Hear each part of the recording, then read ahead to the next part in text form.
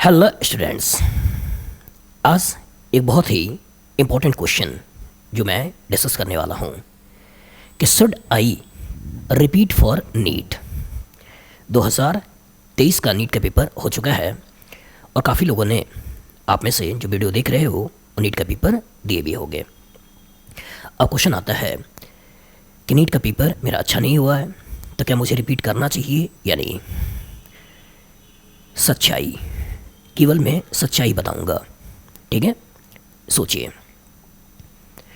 एक बार अगर सही सोच पाते हो तो आपको डिसीजन लेना काफ़ी आसान हो जाता है।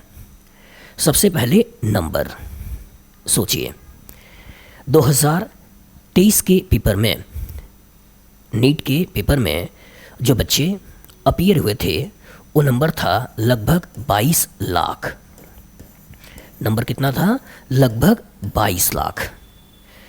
और इंडिया में नीट के कारण जो गवर्नमेंट कॉलेज आपको मिलता है वो नंबर में कितने हैं? लगभग 5,500। इस साल थोड़े बढ़ भी गए हैं, वो लेते हुए लगभग 5,500। थोड़े और भी ले लेते हैं प्राइवेट कॉलेज और थोड़े से अच्छे कॉलेज वगैरह सब कुछ कवर कर लेते हैं तो नंबर लगभग आपके पास है 50,000। सब मिला देते हैं, अच्छे बुरे सब ले लेते हैं तो लगभग ये 50,000 ये नंबर्स हैं। खुद सोचिए, क्या आप 22 लाख बच्चों से compete करके 50,000 के अंदर आ सकते हो? अगर अंदर से आवाज़ आ रही है, अगर अंदर से आवाज़ आ रही है कि डॉक्टर बनूंगा, मेहनत करूंगा, 50,000 के अंदर आऊँगा, तब तो तैयारी करिए।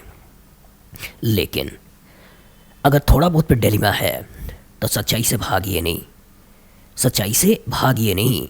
कोचिंग वाले आपको पूरी ज्ञान सुनाएंगे कि हो जाएगा, यूट्यूब पे तो भरा हुआ है, रिपीट कर लो कर लो कर लो कर लो। लेकिन बचिए, अपने आप से पूछिए कि क्या मैं इस 50,000 के अंदर आ सकता हूँ या नहीं। अगर लगे कि आ सकता हूँ तो मेहनत करिए, नीट क्वालिफाई करिए, मेडिकल कॉलेज में जाइए, अच्छे डॉक्टर बनिए। लेकिन अगर थोड़ा बहुत इब्बट है तो मान के चलिए अगले साल ये 22 लाख का नंबर ये और बढ़ेगा, 22 लाख का नंबर और बढ़ेगा। हो सकता है 23 लाख 24 लाख तक भी पहुंच जाए। लेकिन ये नंबर लगभग जो 50,000 का है ये लगभग इसी के आसपास ही रहेगा। तो ये नंबर बढ़ने वाला नहीं है, ये नंबर बढ़ने वाला है। दूसरा, इस साल कुछ बच्चे एकदम बॉर्डर लाइन पे होंगे, लगभग 600 के आसपास उनका नंबर होंगे, लेकिन अच्छे कॉलेज नहीं मिल रहे होंगे। हो सकता है वो भी रिपीट करें, हो सकता है किसी का 550 के ऊपर नंबर आ रहे होंगे, वो भी रिपीट करेंगे। मतलब अब आपका कंपटीशन जो इस साल 550 से 610 615 इनके आसपास हैं, इनके साथ तो है ही है। जो इस साल नीट के पेपर में लाए थे लेकिन अच्छा कॉलेज नहीं मिल पाया, ठीक है, वो तो है ही हैं। और अगले साल 12th क्लास का अच्छा ब्रेन भी आ रहा है, अगले साल 12th क्लास का अच्छा ब्रेन भी आ रहा है आपको अच्छा फाइट देने के लिए। मतलब अगले साल का 2024 का अच्छा ब्रेन ये भी आपको फाइट देने वाला है। और 2023 का जो अच्छा ब्रेन था लेकिन किसी वजह से सिलेक्शन नहीं हो पाया, ये नंबर थोड़े कम आए, ये भी आपको कहीं ना कहीं फाइट देने वाला है। तो सच्चाई से भागिए नहीं। अगर आप इसके अंदर हैं या थोड़ा और लोअर साइड में आ जाए, तो अगर आप 500 के ऊपर हैं, अगर आप 500 के ऊपर हैं तो मेरा मानना है अब तैयारी करिए, नंबर को बढ़ाइए और नंबर को बढ़ाकर और मेडिकल कॉलेज में जाइए। लेकिन मेरा मानना है कि अगर आपके नंबर 500 से कम है, अगर आपके नंबर 500 से कम है तो मैं रिक्वेस्ट कर रहा हूँ, इस नीट के माया जाल से निकल जाइए। नीट आपके लिए नहीं है, फिर से बोल रहा हूँ, ये नीट के माया जाल से निकल जाइए, कोचिंग का माया जाल से निकल जाइए। नीट आपके लिए नहीं है। मम्मी पापा को समझाइए, खुद को समझाइए। और भी तो रास्ते हैं। डॉक्टर ही केवल एक पेशा नहीं होता है, बहुत सारे और भी पेशे हैं जिससे आप पैसा कमा सकते हो, नाम बना सकते हो, सोसाइटी में रिस्पेक्ट गेन कर सकते हो। डॉक्टर है एक अच्छा प्रोफेशन, लेकिन इसका मतलब ऐसा नहीं है कि वही एक अच्छा प्रोफेशन है। भगवान ने हर इंसान को एक कैलिबर दिया है, एक मेंटल लेवल है। थोड़ा बहुत मेंटल लेवल को बढ़ाकर वो ऊपर जा सकता है, लेकिन इतना नहीं होगा कि 300 वाला बच्चा अगले साल 600 650 नंबर ला देगा।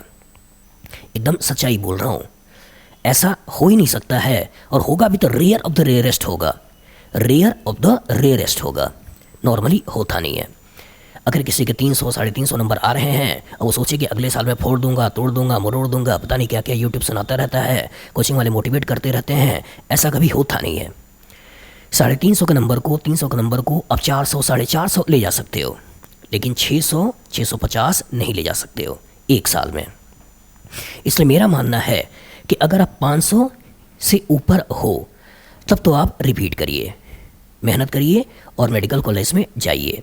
लेकिन अगर आपके नंबर 500 से कम हैं तो फिर से बोल रहा हूँ, नीट के अलावा भी स्कोप है।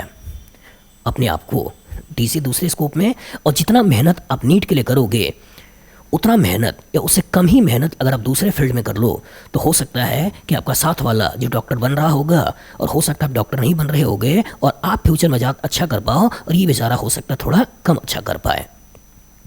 अपने पैशंस को पहचानिए, अपने अंदर के जो मोटिवेशन है उसको पहचानिए, अपने अंदर का जो जुनून है जिसको करने में आपको मज़ा आता है उसे पहचानिए।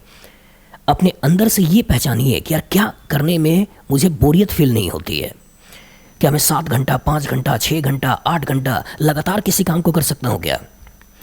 अगर आप 5 घंटे 6 घंटे लगातार किसी काम को कर सकते हैं मतलब उस काम में आपको बोरियत नहीं है, इसे पहचानिए। और एक बार वो पहचान में आ जाए उसमें लग जाइए, मतलब सिलेक्शन आपका हो जाएगा।